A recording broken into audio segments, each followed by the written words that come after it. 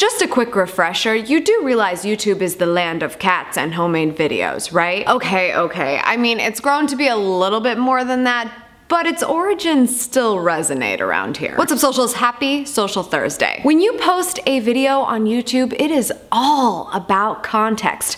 Context of platform. The context conversation is the reason why so many brands get YouTube wrong. They forget where they are and what people are used to watching around here. Not only that, they get it wrong from the very first second of the video. Just dead wrong. What could this violation be? What can you screw up in the first second of your video? I'll tell you, it's relatability. Oh yes, relatability. Here's the tactic. From the first second of your video, the subject, the main subject of that video should be the first thing you see. Now in most cases that's going to be a face, your face probably. That face is very relatable because the people watching, they also have faces. So you really want a face to be the first thing that shows up on camera. People are gonna get real bored with that intro music and your fancy graphics, and it's not relatable for the average viewer on YouTube, and what the average video is on YouTube, unrelatable. Stop wasting so much time with the smoke and mirrors of the prestige of your brand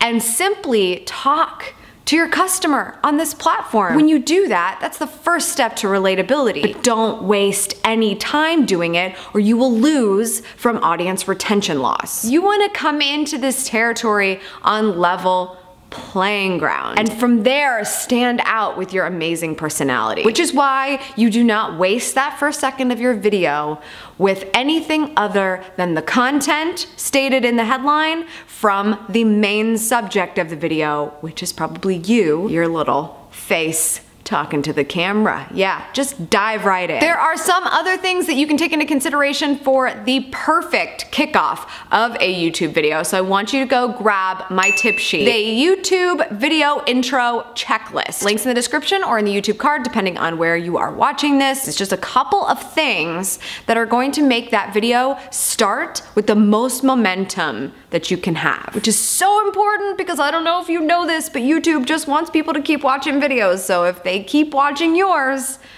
YouTube is probably gonna send you some more business.